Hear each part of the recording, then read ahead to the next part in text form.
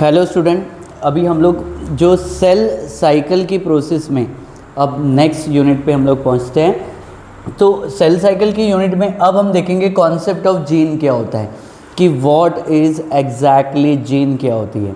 ठीक है, तो हमने इस सेल साइकिल की प्रोसेस में जब हम लोग ने बनाना शुरू किया तो यहाँ पर हमारा हिसाब से कॉन्सेप्ट क्या था कि जो सेल अभी अभी डिवाइड करके आया है तो वो अपने जीवन फेज़ में है, और जब जीवन फेज़ में है तो उसके न्यूक्लियस में आपको डीएनए इस तरीके से दिखाई देता है।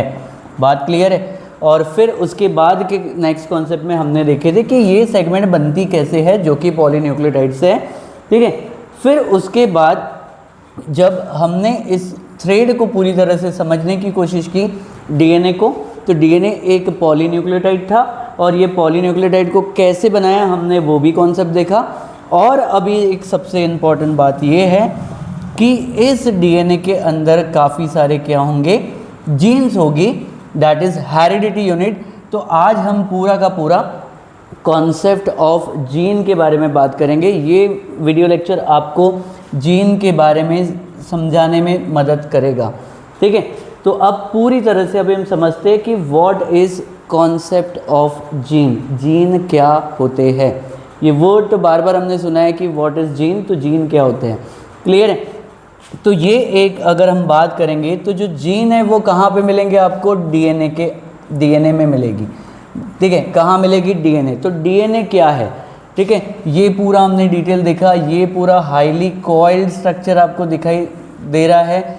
ये एक पर्टिकुलर डीएनए है और इस डीएनए के अंदर जो आपको सेगमेंट्स मिलेंगे, एक छोटे छोटे सेगमेंट्स मिलेंगे, ठीक है, उन सेगमेंट को हम लोग क्या बोलेंगे, जीन बोलेंगे। तो उसका मतलब व्हाट इज़ जीन, तो जीन कहाँ मिलेगी, आपको डीएनए में मिलेगी। डीएनए में कैसे मिलेगी, वो आपको सेगमेंट के फॉर्म में मिलेंगी। तो ऑफकोर्सली कल जब हमने देखा कि डीएनए एक पॉलीन्यूक्लियोटाइड है, ठीक है, तो इस डीएनए में बीच बीच में कुछ सेगमेंट्स आएंगे, इसमें क्या हो जाएगी, कुछ सेगमेंट्स मिलेंगी और ये सेगमेंट्स को हम लोग क्या बोलेंगे, जीन बोलेंगे। इस सेगमेंट्स को हम लोग क्या बोलेंगे, जीन बोलेंगे। क्लियर है। तो अब एक बात जो बड़ी इंपॉर्टेंट है उसको हम जानने की कोशिश करते हैं कि यहाँ पर आपको क्या देखने को मिलेंगे, सेगमेंट्स मिलेंगे। तो इन सेगमेंट्स को हम लोग क्या बोलेंगे, जीन बोलेंगे। क्लियर है, क्या बोलेंगे, जीन। ऑफकोर्सली डीएनए किससे बना था, जो हमने देखे थे पॉलीन्यूक्लियोटाइड से बना था। पॉलीन्यूक्लियोटाइड की बहुत सारी बेस पेयर थी, ठीक है, पॉलीन्यूक्लियोटाइड की काफ़ी सारी बेस पेयर थी, उससे एक स्ट्रैंड बन रही थी। एक स्ट्रैंड के बाद यहाँ पर क्या बन रही थी, दूसरी स्ट्रैंड। एक स्ट्रैंड और दूसरी स्ट्रैंड को फिर जोड़ने के लिए पॉलीन्यूक्लियोटाइड का किस तरीके से मदद हुआ, कैसे हाइड्रोजन बॉन्डिंग आई, तो वो हमने Watson and Crick model of DNA में देखा। लेकिन अब हम यहाँ पर देख रहे हैं कि व्हाट इज़ डीएनए। तो अगर मैं ये एक डीएनए का एक पर्टिकुलर सेगमेंट निकालूँ, ठीक है, अभी आप देख रहे हो ये डीएनए को प्रॉपर तरीके से, ये एक बीच में एक सेगमेंट आया, ठीक है, और ये जो सेगमेंट है, ये जो सेगमेंट है वो सेगमेंट को हम जीन बोल रहे हैं। अब जीन बोलने का मतलब क्या है, जीन बोलने का मतलब है, देखो सबसे पहले मेन ये एक हेरिडिटी की यूनिट है। मेन क्या है, हेरिडिटी, जो ट्रांसमिशन होगी genetic character from one generation to next, तो उसमें वो जीन्स होगी जो एक जनरेशन से दूसरे जनरेशन पे जा रही है। तो वो जीन कहाँ पे है, डीएनए के अंदर है, ठीक है। और फिर आपने ये भी सुना होगा जीन तो क्रोमोसोम में है। तो अगर मैं इस डीएनए की थ्रेड को हाईली कंडेंस कर दूँ, इस डीएनए की थ्रेड को हाईली कंडेंस कर दूँ, ठीक है, तो मेटाफेज में हमको दिखाई पड़ेगा, उसको हम बोलेंगे क्रोमोसोम। ठीक है, मेटाफेज में दिखाई देगा, उसको हम लोग क्या बोलेंगे, क्रोमोसोम। क्लियर है। तो इसका मतलब सिंपल सी बात है, सबसे पहले आप ये देख रहे हो ये डीएनए है, डीएनए को हम कॉइल करेंगे, कॉइल करने के बाद इसको हम बोलेंगे क्रोमैटिन। क्या बोलेंगे, क्रोमैटिन। तो हमने जस्ट उसको हल्की पैकिंग की तो उसको हम लोग क्या बोलेंगे, क्रोमैटिन। ठीक है, फिर इसके बीच में एक सेगमेंट मिलेगी जो कि एक्सप्रेस करेगी, जीन एक्सप्रेशन करेगी। देखो जीन जब एक्सप्रेस करेगी उससे बनेंगे मैसेंजर आरएनए, और मैसेंजर आरएनए से क्या बनेगी, प्रोटीन बनेगी। तो ये सब जो नाम है वो तो है पूरा का पूरा डीएनए, यानी कभी आप उसको डीएनए बोल रहे हो, कभी आप क्रोमैटिन बोल रहे हो, कभी उसमें जीन बोल रहे हो, कभी आप उसको क्रोमोसोम बोल रहे हो। ये क्या बात है, ये अलग अलग नाम क्या है। फिर आगे जाके हम देखेंगे उसको हम सिस्टर क्रोमैटिड बोलेंगे, नॉन सिस्टर क्रोमैटिड बोलेंगे, होमोलोगस क्रोमोसोम बोलेंगे, हेटेरोलोगस क्रोमोसोम बोलेंगे। तो ये सब टर्मिनोलॉजी है क्या। तो ये सब सारी चीज़ें ये एक ही है, दैट इज़ ये डीएनए की सेगमेंट है, ये डीएनए है। और डीएनए को जब आप कॉइल करोगे तो क्रोमैटिन बनेगा, ठीक है। और भी बहुत ज़्यादा उसको कंडेंसेशन करोगे हिस्टोन प्रोटीन से तो ये क्या बन जाएगा, क्रोमोसोम बन जाएगा। क्या बन जाएगा, क्रोमोसोम बन जाएगा। और भी ज़्यादा कॉइल करोगे तो क्या बन जाएगा, क्रोमोसोम। लेकिन सबसे एक इम्पॉर्टेंट बात ये है कि सबसे पहले अगर आप इस थ्रेड को ठीक है क्या करते हैं, मान के चलते कि जैसे कि ये डीएनए का थ्रेड है, ये नॉर्मली इसको हम क्या बोल रहे हैं, एक थ्रेड है, क्लियर है। इस थ्रेड के पर्टिकुलर पॉइंट पे छोटे छोटे सेगमेंट्स बने हैं, लाइक सेगमेंट्स, ये छोटी सेगमेंट्स, इसके बाद कुछ छोड़ दो फिर सेगमेंट्स बनेंगी। तो इनमें जो छोटी छोटी सेगमेंट्स बनेंगी उन सेगमेंट्स को हम लोग क्या बोलेंगे, जीन बोलेंगे, ठीक है। तो लाइक जैसे कि फॉर एग्जांपल ये एक थ्रेड है, इस थ्रेड में एक यहाँ पर हम पर्टिकुलर मार्किंग देते हैं, तो ये मार्किंग में मैंने एक सेगमेंट बनाई, तो ये सेगमेंट क्या होगी, जीन होगी। ये सेगमेंट क्या होगी, जीन होगी। ये सेगमेंट क्या होगी, जीन होगी। तो इन चीज़ों को हम लोग क्या बोलेंगे, जीन बोलेंगे, क्लियर है। अब इस जीन का अपना एक पर्टिकुलर प्रोडक्ट होगा, उस प्रोडक्ट को हम कहेंगे प्रोटीन। जब ये एक्सप्रेस होगी, जब ये जीन एक्सप्रेस होगी, तो जब जीन एक्सप्रेशन के बाद में जो चीज़ बनेगी उससे बनेगी मैसेंजर आरएनए, और उस मैसेंजर आरएनए से बॉडी में प्रोटीन बनाई जाएगी। तो सबसे पहले दो बात बहुत एक इम्पॉर्टेंट समझने की बात है कि जीन क्या है। तो ये जीन कहाँ पे लोकेटेड है, डीएनए में। फिर मैं उसको क्रोमैटिन बोल रहा हूँ, तो जब अगर मैंने इसकी हल्की पैकिंग कर दी तो इसको हम लोग क्या बोलेंगे, थोड़ा कंडेंसेशन कर दिया तो इसको हम लोग क्या बोलेंगे, क्रोमैटिन। इसको अभी मैं क्या बोलूँगा, क्रोमैटिन। पहले क्या था, ये डीएनए, अब उसके बाद ये क्या बन गया, क्रोमैटिन। और अगर मैं इसको हाईली पैक कर दूँ, ठीक है, अब इसको हम लोग क्या करेंगे, हाईली पैक कर देंगे। और जब हम इसको हाईली पैक कर देंगे तो इसको पर्टिकुलर वे में इसको हम लोग हाईली कंडेंस करेंगे, तो इसको हम लोग क्या बोलेंगे, क्रोमोसोम। क्या बोलेंगे, क्रोमोसोम। तो ऐसे अगर हम ह्यूमंस की बात करेंगे, वेरी करता है अलग अलग ऑर्गेनिज्म में। अगर मैं ह्यूमन की बात करूंगा तो ये एक 2 मीटर लंबी थ्रेड से 23 क्रोमोसोम बनेंगे, ठीक है। और ह्यूमन के पास में 2 सेट होंगे, एक मिलेगा पैटर्नल से, एक मिलेगा मैटरनल से, क्लियर है। तो इसका मतलब हमारे पास में, ठीक है, 2 सेट के क्रोमोसोम बनेंगे, दैट इज़ क्रोमोसोम नंबर 1 और क्रोमोसोम नंबर 1, क्लियर है। दैट इज़ ये अगर मैं सेट बताऊं कि ये एक सेट मिला मुझे क्रोमोसोम नंबर 1, ये भी सेट है क्रोमोसोम नंबर 1, यहाँ पे भी एक पर्टिकुलर जीन है, यहाँ पे भी आप देखोगे पर्टिकुलर जीन है, इस पार्ट को हम लोग क्या बोलेंगे, जीन बोलेंगे, क्लियर है। तो ये है तो पूरा का पूरा डीएनए, लेकिन डीएनए के अंदर जो सेगमेंट छोटी सी मिलेगी उसको हम लोग क्या बोलेंगे, जीन बोलेंगे। तो एक ही कैरेक्टर को एक्सप्रेस करने के लिए 2 जीन होगी, एक ही कैरेक्टर को एक्सप्रेस करने के लिए 2 जीन होगी। जैसे कि फॉर एग्जांपल अगर हम इसको समझे, ये एक ब्लैक मार्कर है और एक ब्लू मार्कर है, तो यहाँ पर देखो ब्लैक कलर की कैप लगी है और यहाँ पे ब्लू कलर की कैप लगी है। उसका मतलब ये वाला जो है, इससे हम लोग जो लिखेंगे तो लिखने में ब्लैक होगा, इसको लिखेंगे तो लिखने में ब्लू होगा। अगर फॉर एग्ज़ाम्पल इस क्लास में मैंने इसी पेन से लिखा तो उसका मतलब ये जो जीन होगी, मतलब ये जो पेन होगा वो डोमिनेंट होगा। डोमिनेंट का मतलब इसने अपने आप को एक्सप्रेस किया, हालांकि थे तो दोनों मेरे पास भी, ब्लू कलर भी था और ब्लैक कलर भी था, लेकिन फ़र्क क्या है, सबसे पहले अगर वैसा ही नेचर का रूल है, आपको 2 जीन मिलेगी हर कैरेक्टर के लिए, एक आपको पैटर्नल से मिलेगी, एक आपको मिलेगी मैटरनल से, ठीक है। और जो कैरेक्टर इस जनरेशन में एक्सप्रेस होगा, पर्टिकुलर F1 जनरेशन में एक्सप्रेस होगा, उस चीज़ को हम बोलेंगे डोमिनेंट कैरेक्टर। जैसे कि इस मार्कर से मैंने लिखा तो ये डोमिनेंट हो गया, हालांकि होने के बावजूद मेरे पास में मैंने इसको लिखा नहीं, तो उसका मतलब नेचर सेलेक्ट करता है बेस वेरिएंट को, तो मैंने सेलेक्ट किया बेस वेरिएंट को, क्लियर है। तो जो सबसे बेहतर जीन होगी वो उसको एक्सप्रेस करने का मौका मिलेगा F1 जनरेशन में। हालांकि वो जीन साथ में रहेगी लेकिन उसको एक्सप्रेस करने का मौका नहीं मिलेगा, हो सकता है नेक्स्ट जनरेशन में वो एक्सप्रेस करे। तो इसका मतलब एक बात बिल्कुल क्लियर हो गई कि व्हाट इज़ डीएनए कैसे होता है। ये वॉटसन एंड क्रिक मॉडल में हमने देखा, थोड़ा सा अगर हमने उसको कॉइल किया तो उसका मतलब क्या हो जाएगी, क्रोमैटिन। फिर उसके बाद उसमें अगर हमने एक सेगमेंट निकाली जिससे हमारे पास कोई एक पर्टिकुलर प्रोडक्ट आएगा, जिससे मैसेंजर आरएनए बनेगा, जिससे प्रोटीन बनेगा, उसको हम कहेंगे जीन।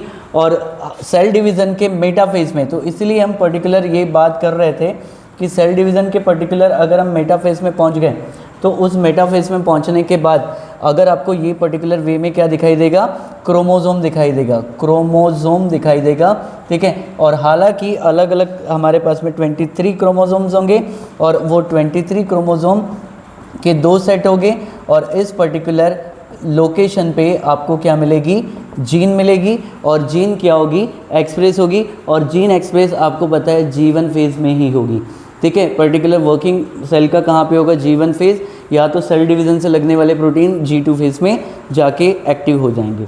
क्लियर है। तो कभी आप हम यानी डीएनए को हम लोग क्या क्या बोल सकते हैं, बिल्कुल क्लियर कट बात है, ठीक है। इसके अलग अलग नाम जैसे कि अभी हमने देखे कि सबसे पहले अगर आप इसको, इस नॉर्मल थ्रेड है आपके पास में, ठीक है, 2 मीटर लॉन्ग थ्रेड है, क्लियर है। फिर इसके बाद जब आपने इसको हल्का सा पैक करने की कोशिश की, ठीक है, तो उसको आप क्या बोलोगे, क्रोमैटिन बोलोगे, दिस इज़ डीएनए, ठीक है। और फिर उसके बाद ये जो हल्का सा पैक किया उसको क्या बोलोगे, क्रोमैटिन की फाइबर बोलोगे। और इस डीएनए के अंदर आप देखोगे कि छोटे छोटे सेगमेंट्स आएंगे जो रेड कलर के, इसको हम लोग क्या बोलेंगे, जीन बोलेंगे। क्या बोलेंगे, जीन बोलेंगे। और यही सबसे इम्पॉर्टेंट है जो ट्रांसमिट करेंगे जेनेटिक कैरेक्टर को 1 जनरेशन से नेक्स्ट जनरेशन में। क्लियर है। फिर ये क्रोमैटिन हो गया। क्रोमैटिन के बाद फिर अगर हम इसको और भी हाईली कंडेंस कर दें, ठीक है, तो मेटाफेज में जाके ये आपको क्या दिखाई देगा, क्रोमोसोम। क्या दिखाई देगा, क्रोमोसोम। पर्टिकुलर ये आपको क्या दिखाई देगा, क्रोमोसोम। तो this is highly condense chromatin को हम क्या बोलेंगे, क्रोमोसोम बोलेंगे। क्या बोलेंगे, क्रोमोसोम। और इसी क्रोमोसोम में अगर आप देखेंगे तो यहाँ पर आपको पर्टिकुलर जगह पे जीन्स मिलेगी। क्या मिलेगी, जीन। और ये जीन जब एक्सप्रेस करेंगे, ये जब जीन जो है जब एक्सप्रेस करेंगे तो एक्सप्रेस करने के बाद क्या बनाएंगे, आरएनएस बनाएंगे, that is messenger RNA, ribosomal RNA और ट्रांसफ़र आरएनए। और फिर उसके बाद इसको ट्रांसलेट करके हम लोग क्या बनाएंगे, प्रोटीन बनाएंगे, ठीक है। तो इस बात को अब हम यहाँ पर प्रॉपर तरीके से समझने की कोशिश करते हैं। क्लियर है। इस बात को हम प्रॉपर तरीके से समझने की कोशिश करते हैं, ठीक है। यहाँ पे ध्यान रखो, ठीक है। तो ये देखो, सबसे पहले यहाँ पर अगर आप देखेंगे कि ये पर्टिकुलर वे में जो है कि क्रोमैटिन की फाइबर है, ये बहुत ज़्यादा कंडेंस हुई है। और हाईली कंडेंसेशन में हम इस चीज़ को हम लोग क्या बोलते हैं, क्रोमोसोम बोलते हैं। क्या बोलते हैं, क्रोमोसोम बोलते हैं। क्लियर है। और फिर ये जो थ्रेड है ये फाइनली क्रोमैटिन की फाइबर है। और आप यहाँ पर देखो कि ये क्रोमैटिन है, ये क्रोमोसोम हाईली कंडेंस। उसके बाद अगर आप देखेंगे इसको हम लोग क्या बोलेंगे, सबसे पहले फिर इसको हम लोग क्या बोलेंगे, क्रोमैटिन बोलेंगे।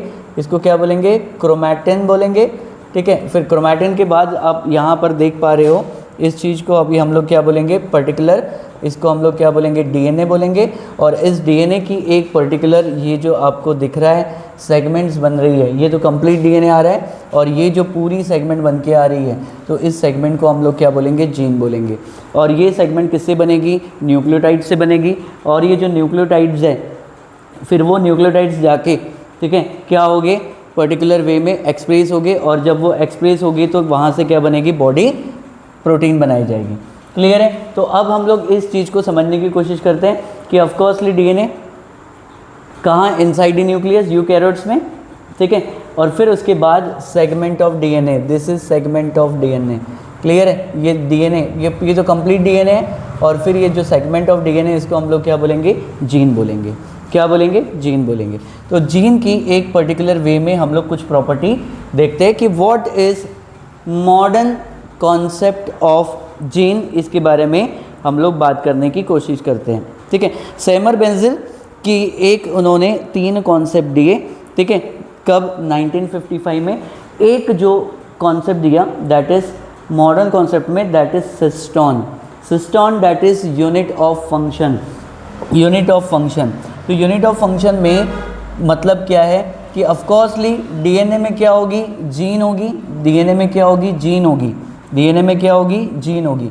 और इस जीन का क्या होगा, एक्सप्रेशन होगा, यानी एक्सप्रेस होगी जीन। जब ये एक्सप्रेस होगी तो जब ये जीन एक्सप्रेस होगी तो उससे क्या बनाया जाएगा, उसका ट्रांसक्रिप्शन होगा। और फिर ट्रांसक्रिप्शन के बाद उसका ट्रांसलेशन होगा, ठीक है। जब वो एक्सप्रेस होगी तो उसका क्या होगा, ट्रांसक्रिप्शन होगा, और ट्रांसक्रिप्शन के बाद उस लैंग्वेज को क्या बोलेंगे, ट्रांसलेशन होगा। तो जब उसका ट्रांसक्रिप्शन होगा तो ट्रांसक्रिप्शन के थ्रू वहाँ पे क्या बनेगी, मैसेंजर आरएनए, और फिर वो मैसेंजर आरएनए को ट्रांसलेट करके प्रोटीन बनाएंगे, that is cistron, unit of function, उसका एक पर्टिकुलर अपना फंक्शन होगा। तो मॉडर्न कंसेप्ट में क्या है कि जीन एक पर्टिकुलर फंक्शन परफॉर्म करेगी। हालांकि मैंने अभी आपको बताया कि आपके पास एक ही कैरेक्टर के लिए 2 जीन हैं, एक ही कैरेक्टर के लिए 2 जीन है, लेकिन जो सबसे बेस्ट होगी वही एक्सप्रेस होगी F1 जनरेशन में। क्लियर है? तो इसके बाद हमारे पास में सेकेंड कॉन्सेप्ट उन्होंने दिया, इस कॉन्सेप्ट को बोलेंगे दैट इज़ अ म्यूटॉन।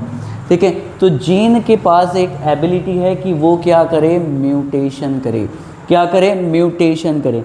तो कहीं ना कहीं इनके बेस पेयर में अगर ये पर्टिकुलर जीन है, ठीक है, यहाँ पर अगर मैं बोलूँ एडिनाइन, गुआनिन, ठीक है, यहाँ पर साइटोसिन, थियामिन, ठीक है, एडिनाइन, ये एक बेस पेयर लगे हुए हैं, उसी के अकॉर्डिंगली उसकी कॉम्प्लीमेंट्री सेट है। एडिनाइन का क्या होगा, थियामिन, गुआनिन का क्या होगा, साइटोसिन, साइटोसिन का क्या होगा, गुआनिन, थियामिन का क्या होगा, एडिनाइन, और एडिनाइन का क्या होगा, थियामिन।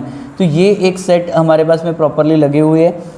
अगर कहीं किसी कारणवश अगर मैं इस पॉइंट को देखता हूँ, पर्टिकुलर पॉइंट या पर्टिकुलर जीन पे अगर फॉर एग्जांपल थियामिन के जगह एडिनाइन आ गया, क्लियर है, तो ऑफकोर्सली यहाँ पे एडिनाइन आया तो उसका ऑल्टरनेटिव चेंज क्या हो जाएगा, ठीक है, एडिनाइन का क्या हो जाएगा, थियामिन हो जाएगा।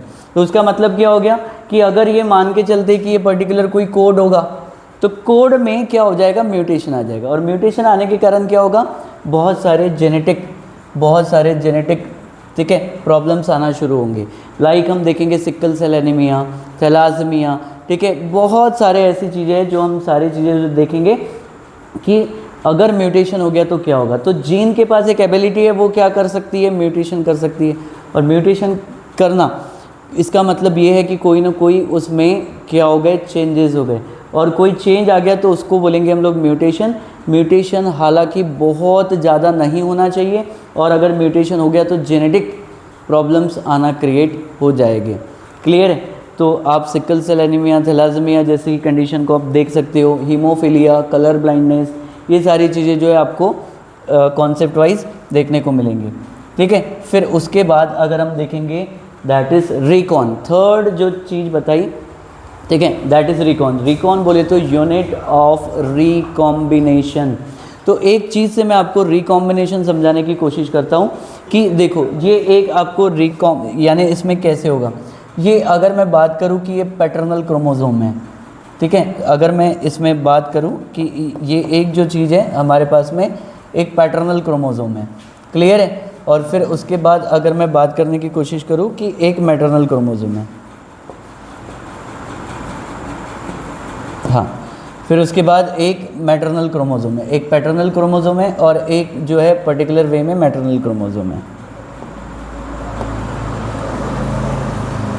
ठीक है, तो एक सेकंड क्रोमोसोम बना लेते हैं।